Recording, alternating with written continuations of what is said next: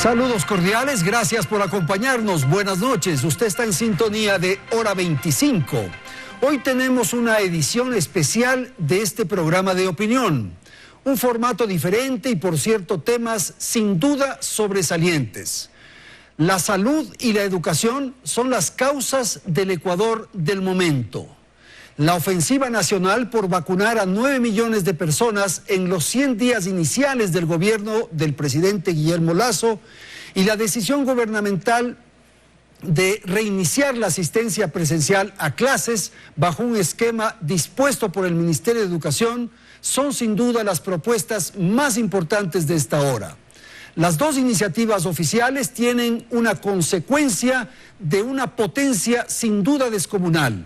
Es fácil comprender el impacto que tendrá en la reactivación social y económica la propuesta de vacunación masiva que se anuncia y, por cierto, el reinicio de clases tiene también una incidencia notable.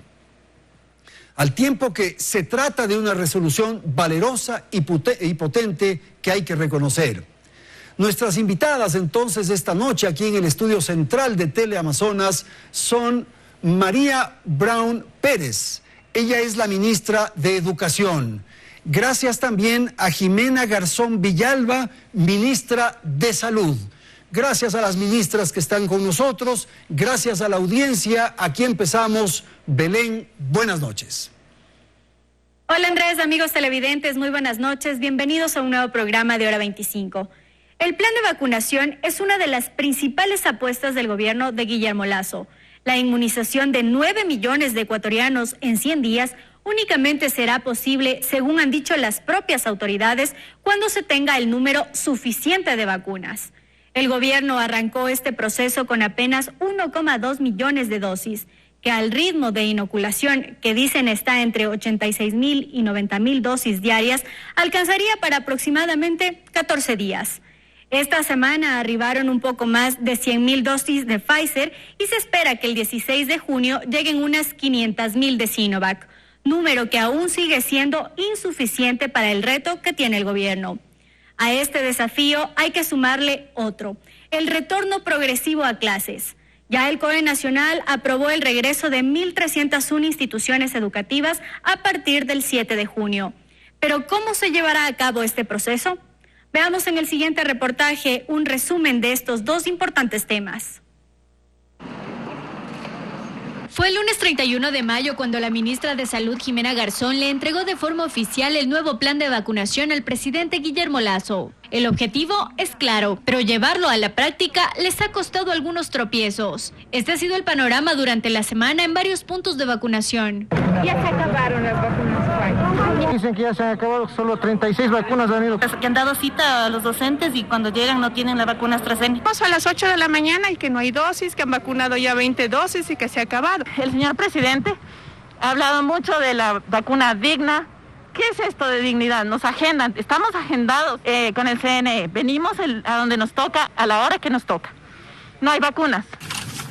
El link lugarvacunacion.cne.gov.es ha recibido ya millones de visitas, pero la inquietud de gran parte de la ciudadanía es cuándo aparecerá el día y la fecha para tener la certeza de que la vacuna llegará. Nos mandan al TENA porque allá es que está la vacuna de mi mamá en el TENA. Nosotros le estamos diciéndole que cómo va a ser posible que de 96 años pueda viajar. No tengo plata y no puedo viajar. Este es otro de los problemas. Decenas de personas están asignadas a lugares en los que ya no viven. Y aunque las autoridades dijeron que existiría un link para actualizar los datos y solucionar este tema, eso no ha ocurrido. Otro gran reto es lograr que la ciudadanía se familiarice con el aplicativo y cumpla con la información que se obtiene a través de él, para así optimizar las jornadas de vacunación. A esta apuesta se suma otra, el retorno progresivo a clases. El COE Nacional ya aprobó el regreso por ahora de 1.301 instituciones educativas en todo el país. Este número corresponde a menos del 10% de las 15.945 instituciones educativas que hay a nivel nacional. presencial, pero al momento existen también 15.135 planes de retorno, de los cuales 5.089 solicitan una modalidad semipresencial. Es importante recordar que ninguna institución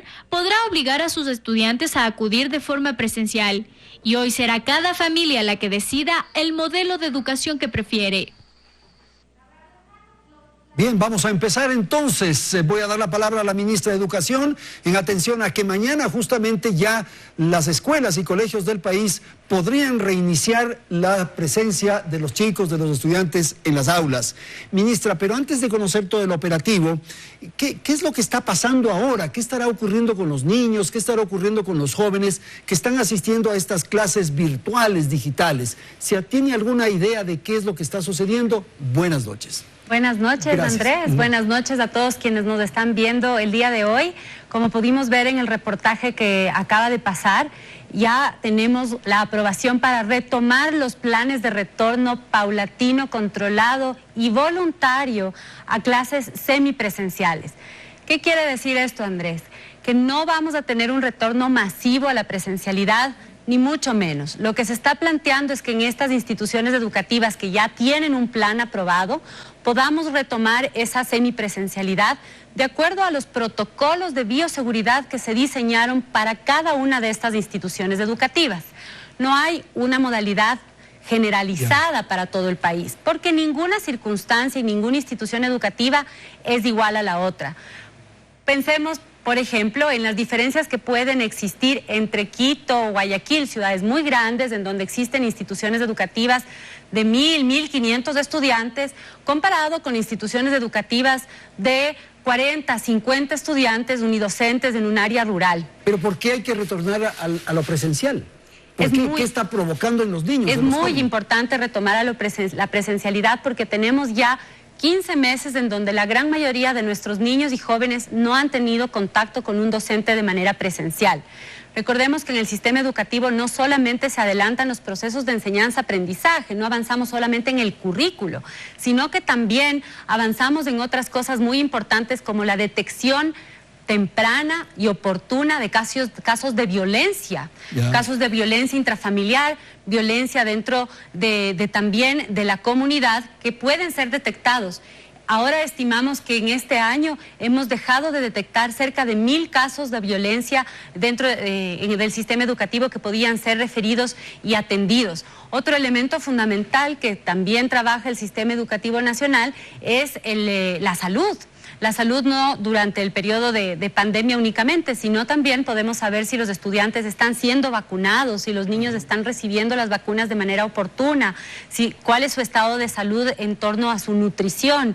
Y es el lugar adecuado para también levantar alertas tempranas sobre posible desnutrición crónica infantil. ¿Y qué estará ocurriendo con los temas emocionales, con las relaciones sociales, con la vinculación con los amigos, con los compañeritos, en fin?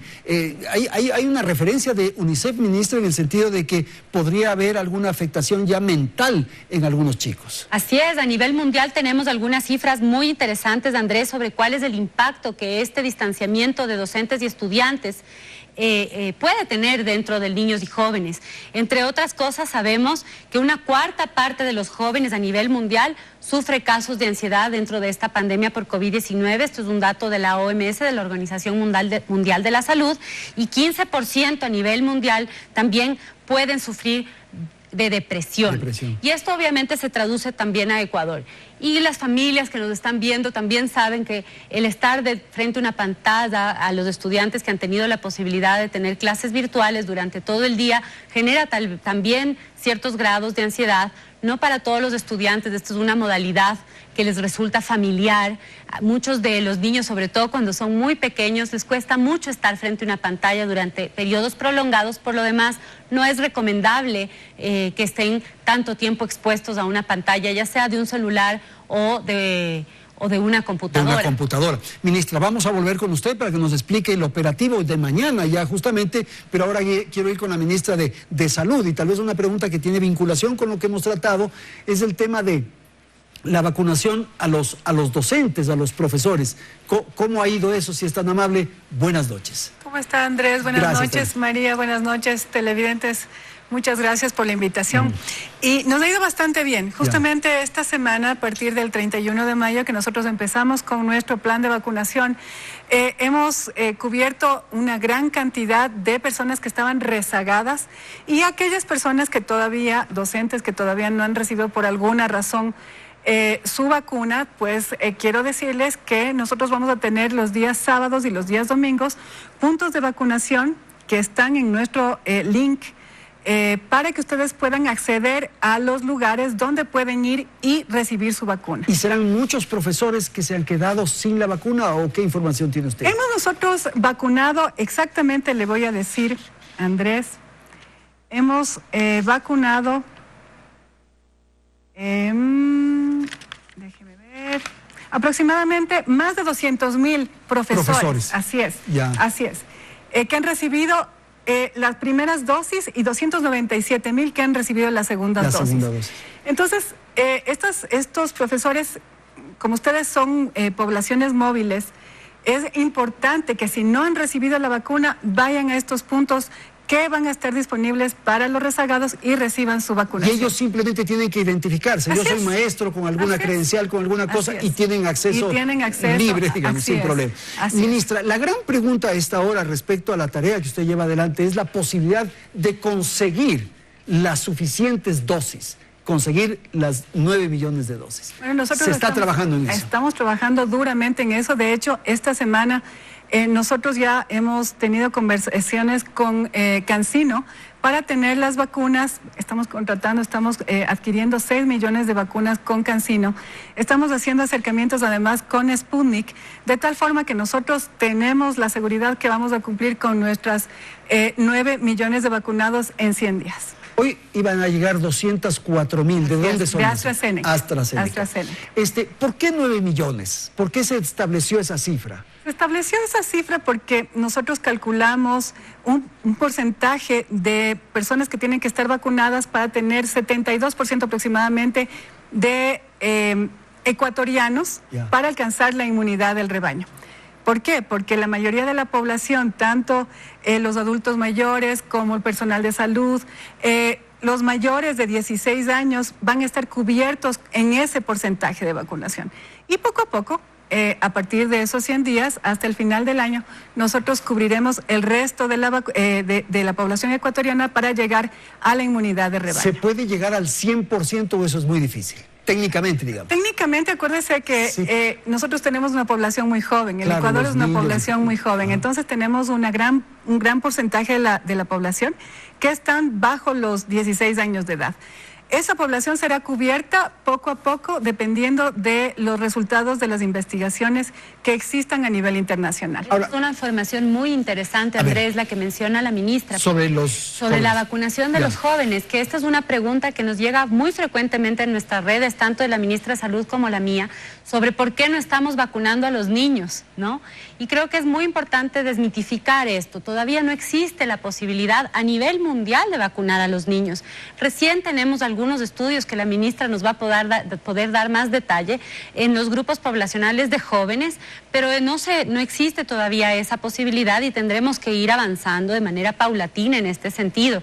Por el momento lo que podemos garantizar es la vacunación de los docentes en el sistema educativo y de las familias en las edades que corresponden, ¿no? Ahora, ¿qué ocurre? Los docentes ya están vacunados. Y los chicos, los niños que están jugando en el pasillo, que están en el corredor, en la cancha, en fin, ellos no contagian, digamos. Bueno, nosotros hemos justamente con María hablado sobre las estrategias para prevenir que los niños sean un problema de contagio para sus familias. Tenemos una estrategia, María ha desarrollado una buena estrategia, nosotros hemos sido asesores de esa estrategia. Vamos a seguir asesorando a los colegios, incluso con vigilancia epidemiológica para que cada uno de los centros sea responsable de que se cumplan esas estrategias y prevenir que hayan brotes. Ministra, no soy experto naturalmente y por eso pregunto, para ciertas reuniones, para ciertos encuentros exigen pruebas PCR. Para los niños, los jóvenes que van a ir mañana ya a las clases presenciales, no se requiere examen PCR. Bueno, nosotros no estamos requiriendo, esa no es una parte de la estrategia. Sin embargo, Para los jóvenes que quieran hacerse PCR, yo a los niños no les recomiendo porque es una prueba un poco traumática. Que no es cómoda, pero para los jóvenes que quieran realizarse, pues pueden hacerse, ¿no? Pueden hacerse. Lo importante es siempre recordar que todos somos corresponsables, los papás, los maestros, los conductores de los buses, somos corresponsables de la salud. Este no es un plan del gobierno, un plan de vacunación del gobierno, esto es un plan nacional de vacunación. Todos estamos involucrados en lo que es el control de la pandemia. Todos tenemos que tener un buen control de los medios de protección, usar bien la mascarilla, un lavado adecuado de manos, limpieza de superficies, mantener la distancia. Los chicos, yo sé que ya van a estar en cierto porcentaje asistiendo a clases, pero también tener conciencia de que no pueden hacer reuniones para evitar justamente los contagios. Ministra, mañana podrían en teoría tener esta presencia de estudiantes alrededor de 1.300 escuelas y colegios, ¿verdad? Yes. Y particularmente de estas 1.300 están en la zona rural, en el campo. ¿Por qué esa decisión? Son 1.300 que han sido aprobadas antes de que nosotros entremos al gobierno nacional. Recordemos que este proceso de pilotaje comenzó ya hace meses. Desde septiembre del año pasado, todas las instituciones educativas a nivel nacional fueron llamadas a presentar un plan de retorno paulatino y controlado.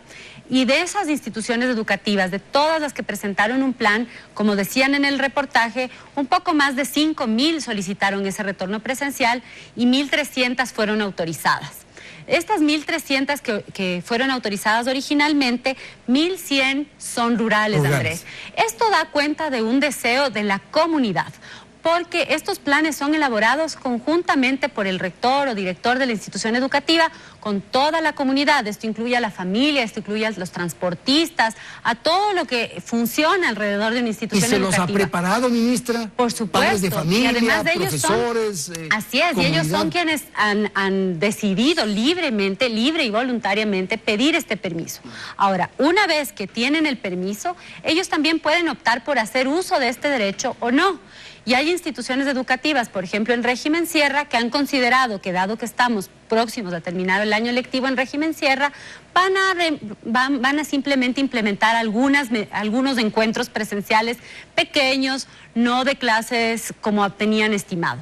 Y en régimen Costa estamos empezando el año lectivo y las cosas son un poco distintas. Esto da cuenta de que la diversidad de nuestro sistema educativo es lo que tenemos que tomar en consideración y atendiendo esa diversidad tener planes específicos. Hay que insistir que no es obligatorio. No es obligatorio y también invitamos a la comunidad de estas instituciones educativas de sentir que han sido obligados de alguna manera a que sus hijos asistan de manera presencial a la institución educativa, denunciar esto dentro del sistema educativo nacional. Hemos habilitado un canal, Andrés, el canal es un correo electrónico que es denuncia.retornoobligatorio@educacion.gov.es. Ustedes lo pueden ver en este momento en la pantalla. A este correo electrónico les pedimos que por favor denuncien si es que existe cualquier momento o cualquier persona dentro de la institución educativa que esté obligando a los estudiantes a asistir de manera presencial. Esto no se puede hacer y de inmediato se retirarán y suspenderán los permisos de aquellas instituciones educativas que no cumplan con este requisito indispensable de que es voluntario y que mantengan mecanismos habilitados para que la educación continúe para aquellos estudiantes que estén todavía en la casa aprendiendo de manera a distancia. Gracias, ministra de Salud. ¿Cuántas vacunas se están colocando diariamente? ¿Qué promedio tiene usted? Andrés, yo quiero corregir una cifra que les di para que quede muy clara, porque como nosotros hemos insistido, nuestro plan de vacunación es absolutamente transparente. Se han aplicado 191.741 primeras dosis a los docentes y segundas dosis 38.565. Sí, porque usted dijo 297, sí, parecía. En total son 230.306. Igual, yo insisto, por favor, si es que ustedes no han recibido su dosis de vacuna, pueden ir a los puntos de vacunación que estamos instalando los fines de semana para que puedan recibir como personas rezagadas, ¿no? ¿Cuántos promedios diarios están haciendo? Ahora el momento más o menos 45.000. ¿Y la aspiración es llegar a los 90.000, que era Sí, la propuesta inicial. Este es un plan estratégico. Recordemos que nosotros apenas en en primera semana hemos vacunado 500,000 personas, más de 500,000 personas en una semana. Este es un logro extraordinario realmente. Yo quiero agradecer al personal de salud porque ha hecho un esfuerzo gigantesco para poder alcanzar ese número de vacunados. Y sí, nosotros tenemos este plan estratégico para ir incrementando tanto los puntos de vacunación, la cantidad de brigadas, y acuérdese que nosotros tenemos 3 estrategias de vacunación. La primera, que tenemos nuestros puntos fijos en nuestros lugares de vacunación que están establecidos en diferentes partes del país, a los cuales ustedes pueden acceder en el link de la vacunación. Nosotros tenemos brigadas móviles en las cuales nosotros vamos a acceder con la ayuda de los militares, a los cuales nosotros apreciamos y nos han dado una mano increíble en este plan, a los lugares más recónditos del país. Y se movilizan por todo lugar. Exactamente. Y ahí también no hacen ninguna pregunta, simplemente usted quiere vacunarse, le vacuna. Bueno, por prioridades, siempre por prioridades. Siempre ustedes van a tener en nuestro lugar de vacunación .cne.gov.es, pueden entrar al link, ustedes pueden cada miércoles ver a qué población le toca a las prioridades. Entonces, el Ministerio de Salud tiene muchísima experiencia en lo que son brigadas móviles. Entonces, vamos a ir hasta los lugares más recónditos a brindar la vacunación. Además de eso, nosotros tenemos planificadas las brigadas masivas de vacunación, las mingas de vacunación, que cuando nosotros ya estemos en fase 2, cuando vayamos a cubrir la población entre 16 y 49 años de edad, vamos a convocar esas mingas. Entonces, los vamos a hacer en estadios, en explanadas, en canchas deportivas, en centros comerciales. En la Universidad Central, por ejemplo, ya está coordinado para que vayan en sus autos y poder aplicar. Con estas estrategias nosotros llegaremos a cubrir nuestros 9 millones de personas en 100 días. Tenemos que ir a una pausa. Ministras, en un instante retornamos y continuamos con la segunda parte de Hora 25.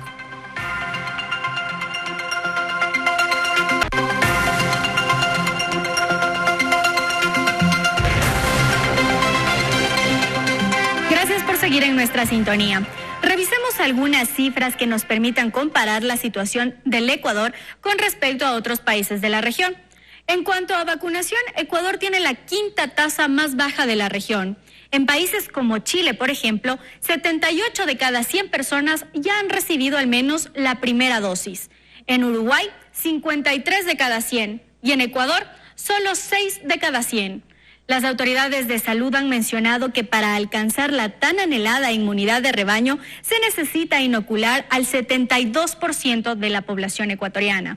Pero hasta el 28 de mayo solo se tenía registro de haber inoculado al 8,72% de la población objetiva.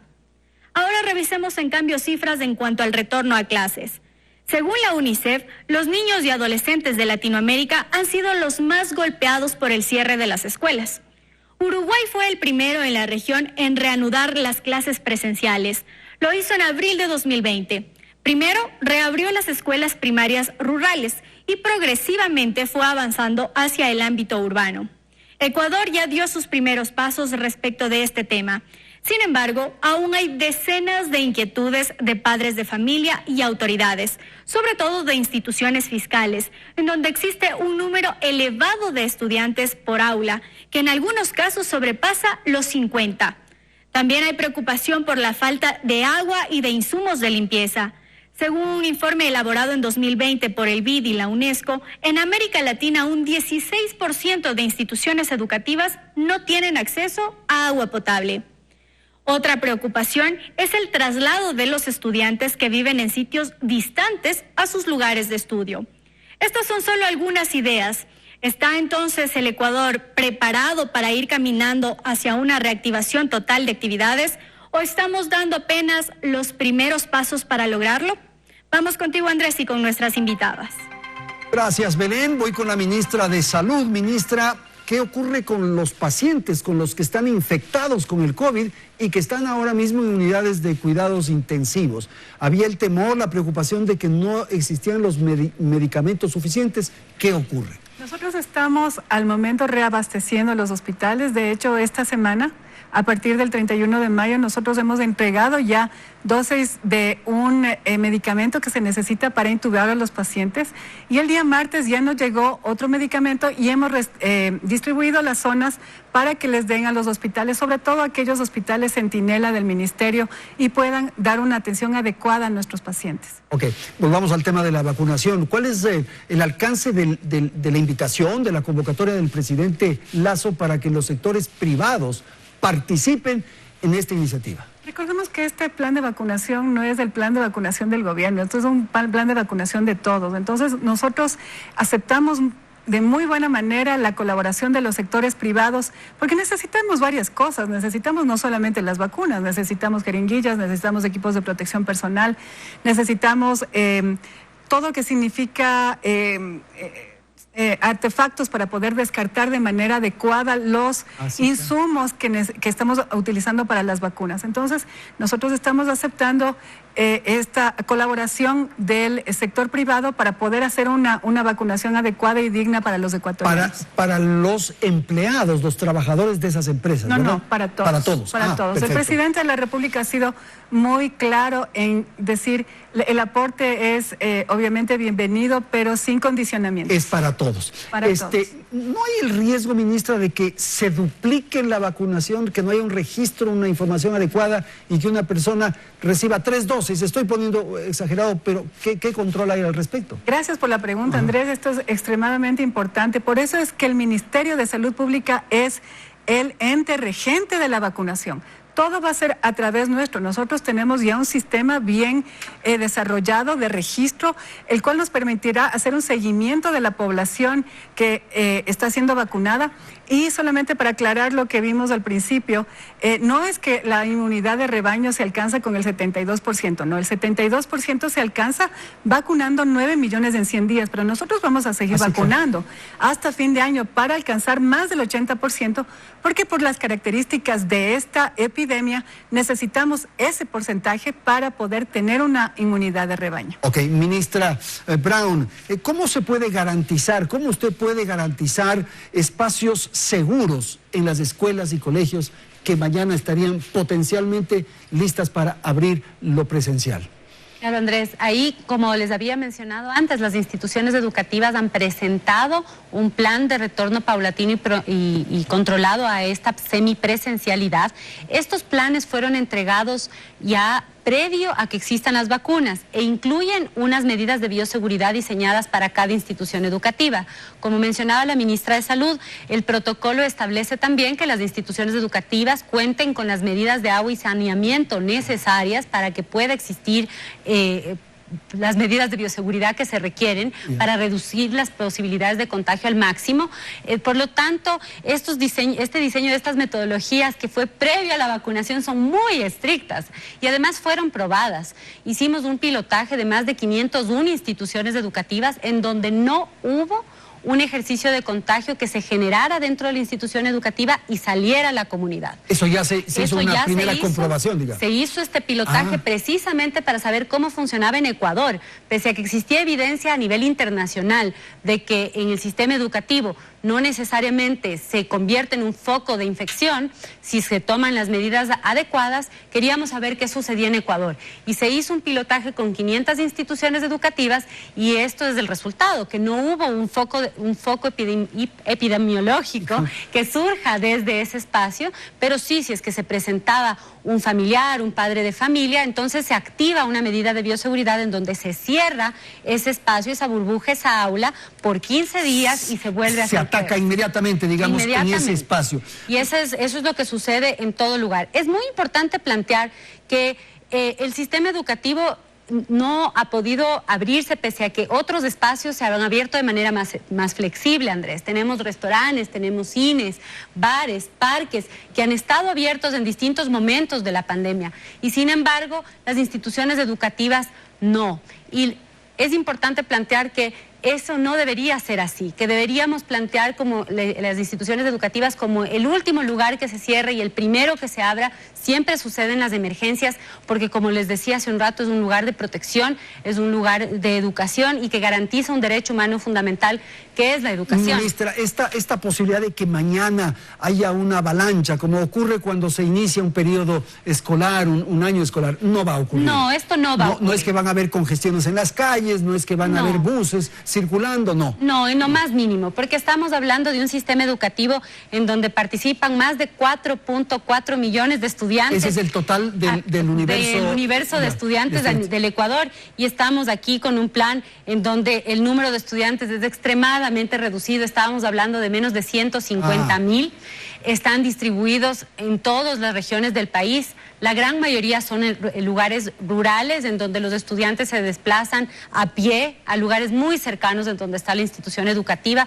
Son solamente 199 instituciones educativas en el área urbana, también planteadas en un retorno en donde no será el 100% de la población escolar de esa institución educativa. Serán pocos los estudiantes que pueden asistir de manera diaria, precisamente por la población que existe en cada aula. Mencionaban en el reportaje aulas de más de 40 estudiantes, en donde por supuesto no pueden estar los 40 estudiantes en un mismo espacio al mismo tiempo. Claro. Tiene que, parte del diseño del protocolo que han hecho con la comunidad, las instituciones educativas, plantea un número reducido de estudiantes por aulas, y este número reducido de estudiantes por aulas garantiza que existe el distanciamiento social y que puedan tener esta seguridad. Ministro, cuando le decía lo del transporte, lo de los buses y tal, ¿qué va a ocurrir, por ejemplo, con los uniformes? ¿Qué va a ocurrir con los útiles escolares y estos temas que son fundamentales? Muy importante este planteamiento, Andrés. En este periodo de pandemia existe una medida tomada por el Ministerio de Educación que sigue vigente, que es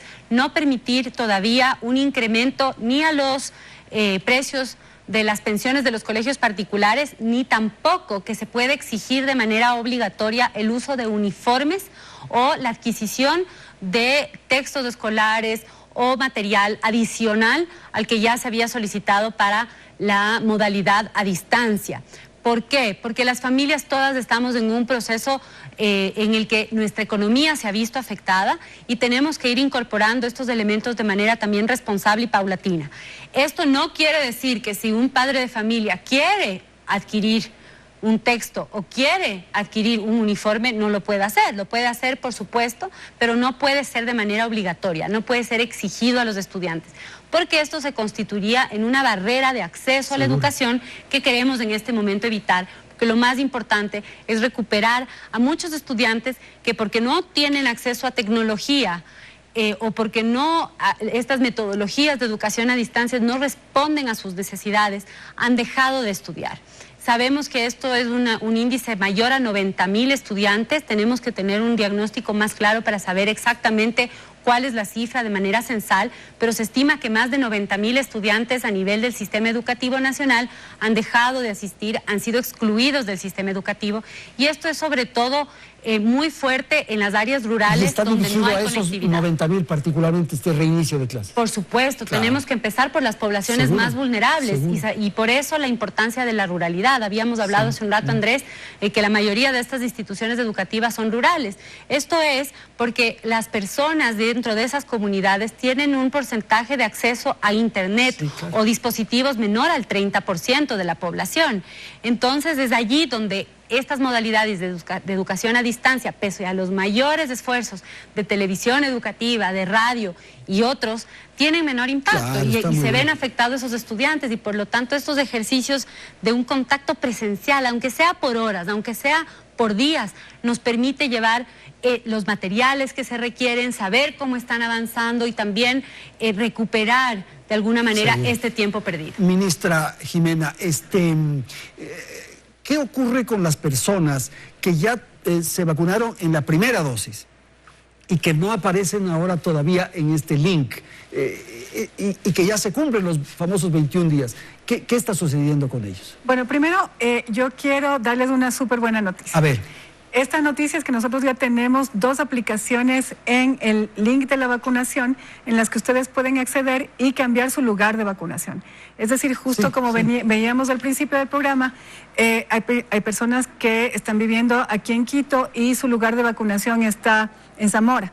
Entonces, ellos pueden entrar tranquilamente al link, poner sus datos y cambiar su lugar de vacunación. Esa es la primera. Segundo, la segunda aplicación es que si ustedes recibieron una dosis de vacuna en el extranjero, por ejemplo, pueden entrar al link, registrar su vacunación, de tal forma que esa vacuna queda libre para una persona. Liberar, perfecto. Exactamente, para una persona que no ha tenido la capacidad económica, por ejemplo, de viajar al extranjero y recibir la vacuna. Con eso nosotros vamos a poder monitorear cómo va el avance del porcentaje de vacunación a nivel poblacional. Entonces, en cuanto a la primera dosis, ¿qué es lo que pasa si una persona ha recibido una primera dosis y no aparece en el link?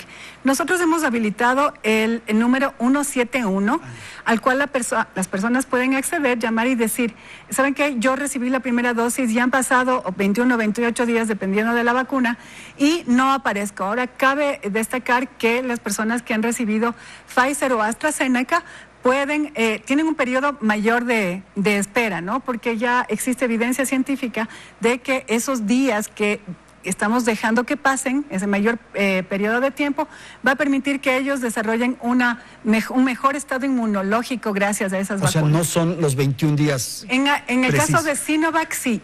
En el caso de las otras dos, tienen un mayor tiempo para la segunda dosis, ¿no? Porque eso está... Ministra, había una referencia que se había hecho respecto a esto de las vacunas. Me surge la pregunta, ¿qué ocurre con las vacunas de Rusia? Son como 18 millones que habían ofrecido. Así es. Nosotros... Son las de Sputnik, ¿no? Son las de Sputnik V, sí. Ya. Nosotros estamos en conversaciones justamente con el gobierno ruso para poder concretar esa negociación y que en estos meses lleguen al menos 2 millones. Pero 18 millones sería una maravilla, pues sería toda la población. Pues, así es. Ya. Pero por lo menos esperemos que en estos 2 meses nos lleguen los 2 millones. Ya, ministra, en lo que tiene que ver con Galápagos, ¿territorio libre de COVID en este momento? Tenemos 92% de la población vacunada. Ya. ¿Qué es lo que yo sí insto a la población? Tenemos que ser conscientes que cualquiera sea la vacuna que una persona se ha puesto, el 100% está cubierto contra la morbilidad, o sea, las enfermedades graves no se van a complicar ya por el COVID y también están cubiertos para la mortalidad. Es decir, con cualquier vacuna que uno se ponga no se va a complicar ni va a morir, pero sí se puede contagiar. Existe un porcentaje pequeño de posibilidad de que una persona se contagie. ¿Con qué vacuna, por ejemplo? Con cualquiera de las vacunas existe un bajo porcentaje de que se contagien y puedan llevar el virus a las personas que no se han vacunado. Por lo tanto, las personas que se han vacunado en Galápagos, tenemos 92% de la población cubierta. Pero no pueden relajar sus medidas de protección. Claro. Tienen que seguir utilizando la mascarilla, deben lavarse las manos, evitar conglomeraciones, tener precauciones, mantener la distancia para evitar los brotes. Ministra, pero entonces esta idea de que yo prefiero tal vacuna, que yo prefiero tal otra, no tiene sentido. Todas garantizan y cumplen las mismas. Todas las vacunas con las que nosotros estamos vacunando aquí en el país cumplen con todas las certificaciones internacionales y nacionales de que van a prevenir 100% muertes y 100% la enfermedad grave. ¿Va a cumplir los 9 millones en los 100 días? Sí, va a cumplir. Claro que sí. Mañana, ¿qué va a pasar, María? Mañana empezamos un proceso de retorno a las aulas, de volver, Andrés, a escuchar risas en estos espacios que están destinados para este intercambio social. Es un primer paso. La resolución que ustedes vieron que logramos sea aprobada en el COE nos permite que poco a poco el Ministerio de Educación, con los reportes de epidemiología que nos entregue el Ministerio de Salud, puedan permitirnos ir autorizando de manera paulatina ese retorno controlado de algunas instituciones que ya pueden garantizar este grado de seguridad. Cada 15 días daremos una evaluación de lo que está sucediendo. Esta evaluación la haremos con esta información y este intercambio de información con el Ministerio de Salud Pública y, por supuesto, con el concurso de toda la comunidad.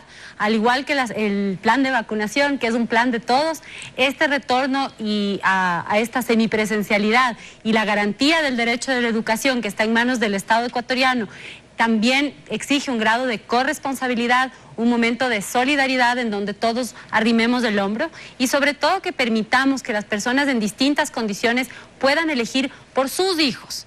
Hay familias que nos están viendo en este momento que sentirán que este momento todavía no quieren que sus estudiantes, que sus hijos vayan a las aulas. Pero hay otras que los necesitan, que están trabajando ya de manera presencial y que no tienen con quién dejar a sus hijos y que muchas veces eso ocasiona que los niños estén en lugares indebidos, inadecuados, que estén en los lugares de trabajo, a veces incluso trabajando ellos mismos en situaciones de trabajo.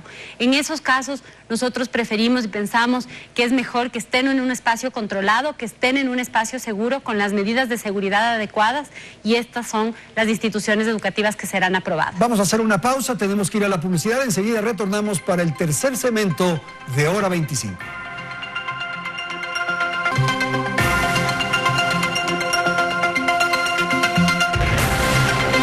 Sin duda, los temas que estamos tratando son de enorme importancia en atención a que son informaciones, yo diría hasta instrucciones precisas que deben ser tomadas en cuenta por quienes nos están escuchando y por la población en general. Ministra, quienes ya recibieron la primera dosis tienen que hacer todos los esfuerzos para obtener la segunda dosis, ¿verdad? Sí. ¿Cómo hacen y cómo concretan aquello? Así es, nosotros instamos a la población a que si han recibido la primera dosis, acudan a los centros de vacunación, acudan a los puntos de vacunación, vayan a las vacunaciones masivas, reciban su segunda dosis. Si es que es un adulto mayor, si son personas con discapacidad y no tienen internet, no pueden acceder al link, los vecinos, los amigos, por favor ayúdenos, métanse en el link, entren, registren a sus personas. Si es que no están por alguna razón registrados, llamen al 171 y ayuden. Este es un plan de todos. Este no es un plan de gobierno, este es un plan de todos los ecuatorianos, en el cual todos tenemos que apoyar el hombro porque todos juntos podemos, si no, separados no lo vamos a poder hacer. La persona que recibió la primera dosis tiene un documento, una credencial, algo que puede demostrar que efectivamente se vacunó. Sí tienen, algunos han recibido en el anterior gobierno físico, sí. Otros por el link electrónico. Si no han recibido, igual pueden entrar al 171, marcar el 171 para decir yo he recibido, o entrar al link de la vacunación y poder registrar su vacunación. Como les digo, esos dos aplicativos ya están desde ahora para activos. Tener algún documento y poder ir a estos centros de vacunación y decir, yo ya me vacuné, necesito la segunda Ellos dosis. Se registran en el link de la vacunación, entran, ponen sus datos, les va a salir una fecha para recibir su segunda dosis, vayan, reciban su segunda dosis, es extremadamente necesario. Van al punto de vacunación, nosotros ya vamos a tener en el sistema que han recibido la primera dosis y les vamos a poder dar su segunda dosis y el carnet físico. Ministra, por referencias uno se informa de que, por ejemplo, en los Estados Unidos, para motivar, para convocar más bien a la ciudadanía a que se vacunen, hay ciertos estímulos, ciertos bonos, ciertos beneficios. Aquí, en este momento, hay mucha gente que no quiere vacunarse también, ministra. Yo creo que nosotros tenemos que aprovechar que somos un país que tiene cultura de vacunación, a diferencia de los Estados Unidos. Allá no se vacunan. Como dijo María hace un momento, por ejemplo, en las instituciones de educación, ellos monitorean que los niños se hayan vacunado. Esta no es una costumbre que se tiene en otros países como en los Estados Unidos, en el nuestro sí. Sin embargo, sí va a haber población que no quiere vacunarse, pero yo quiero decirles que la vacuna es maravillosa. La vacuna es la única forma que nosotros podemos salir de esta pandemia, que nosotros podemos reactivar el país económicamente, que los niños pueden ir a clases, que los estudiantes pueden ir a las universidades, que podemos tener en alguna forma una reactivación social, pero sobre todo económica. ¿Qué es lo que sacamos vacunándonos? No morirnos. ¿Qué es lo que sacamos vacunándonos? No enfermarnos gravemente. Recuerden que las personas... O no enfermar a terceros. Exactamente. Y las personas que se enferman van a los hospitales, van a las unidades de cuidados intensivos y estamos quitando espacios y camas a las personas que, por ejemplo, tienen accidentes de tránsito y que ahorita no tienen una cama de cuidado intensivo y no pueden ser atendidos y fallecen por esa causa. A las muertes maternas, estamos aumentando la cantidad de muertes maternas porque las mujeres que están embarazadas dan a luz, muchas veces se ponen mal y no existe una cama de unidad de cuidados intensivos ni intermedios muchas veces para ser atendidas, o de otras patologías que podrían ser, por ejemplo, una cirugía de corazón, una cirugía de cerebro, cerebro y no existe un lugar donde poderles atender. Por lo tanto, yo sí apelo a la comprensión, al apoyo, al entender que este es un plan de todos para que vayan a recibir su vacuna y permitir que el sistema de cuidado de salud, hospitalario, de las unidades de salud, se descongestione y poder atender estas patologías que han sido relegadas por tanto tiempo por el problema de la pandemia. Ministra Brown, usted señalaba hace un momento que mañana posiblemente tendremos algunas escuelas, algunos centros educativos con el bullicio de los niños, con la alegría, con los juegos de los chicos y todo. Se vuelve como emocionante pensar en aquello. Pero no va a ser igual a lo que ocurría antes de la pandemia. No, y yo espero, Andrés, que no sea igual. Es algo que yo pienso que como comunidad y como Ecuador tenemos que pensar que de esta pandemia tenemos que llevarnos grandes aprendizajes, y en la educación no es una excepción. Hemos visto que este es el momento propicio para flexibilizar la educación. Ustedes han visto que hemos presentado un plan de educación que cuenta con 5 ejes. Uno de ellos es la flexibilización, es también trabajar sobre metodologías más específicas para la comunidad, que recalquen y destaquen esa diversidad étnica y cultural que tenemos, que los contenidos de nuestras planificaciones curriculares que los docentes realizan en cada comunidad sean pertinentes para la realidad de esa comunidad. Ojalá no volvamos después de esta pandemia a exactamente donde estábamos antes, sino que seamos una mejor sociedad, que tengamos una mejor educación innovadora, con mayor acceso a tecnología, con dotación de equipamientos tecnológicos, y por eso yo pienso que yo siempre lo digo, ojalá no volvamos a lo de antes. No solamente porque no nos conviene, sino porque no habríamos aprendido nada de esta experiencia, y esta también es una oportunidad de aprendizaje. Hemos visto cómo la familia se ha conectado con la educación. Tú debes haber visto cómo también los padres de familia están preocupados de qué aprenden sus hijos, de cómo enseñan los docentes. Esta conexión entre la escuela y la familia debe mantenerse, debemos seguir en este ejercicio, y por eso vamos a seguir trabajando, Andrés, en ir más allá de estos 1.300 planteles. Tenemos 4.800 planteles que habían solicitado ya un permiso, una autorización para ir avanzando en este retorno paulatino y controlado, que estos procesos de aprobación se habían detenido, los estamos retomando, y poco a poco y con mucha responsabilidad iremos incrementando el número de instituciones que tendrán esta posibilidad. Ministra, la decisión es atrevida, digamos, es audaz. ¿Qué temor tiene usted? ¿Qué podría ocurrir ya desde mañana? Yo no tengo ningún temor. ¿Cree que se va a desarrollar con tranquilidad? Yo creo en la corresponsabilidad de nuestra sociedad, yo creo en que las personas van a ser solidarias, que los estudiantes entienden la responsabilidad que está en sus hombros, y que aquellos docentes y aquellas familias que deciden que sus hijos vayan a la institución educativa van a ayudarnos a que las medidas de bioseguridad se cumplan. Además, creo también en el sector privado, que ya nos está apoyando en la dotación de equipamiento, en la dotación de tecnología, y lo seguirán haciendo. Yo sí pienso que somos un país fuerte, que somos un país resiliente, que somos un país solidario, y que de esta vamos a salir, como decía Jimena, juntos. Y físicamente los establecimientos están en buenas condiciones, han pasado 1 año y medio prácticamente cerrados. No sé, habrá crecido la hierba. Así es, estos establecimientos están en buenas condiciones.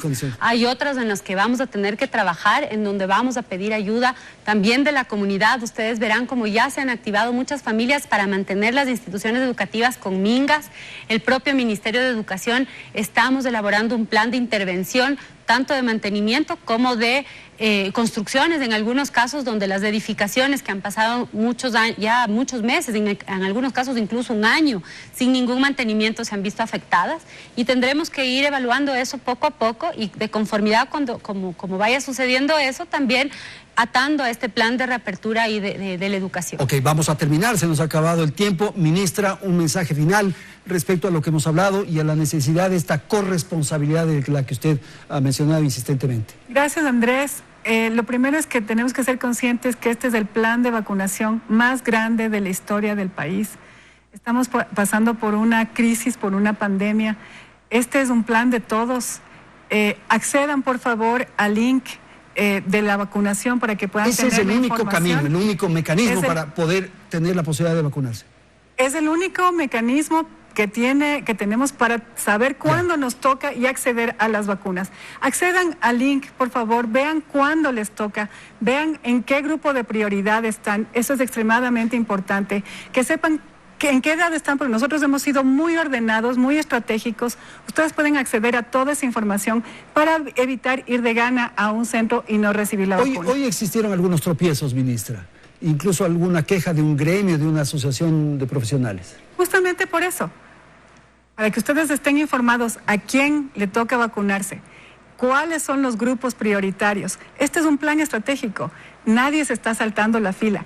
Nosotros esta semana, el presidente y el vicepresidente de la República van a vacunarse porque les toca en ese grupo de edad. Exactamente. Y yo tengo un par de semanas más para poderme vacunar, joven, claro, porque no estoy en el grupo prioritario, no soy personal de salud de primera línea.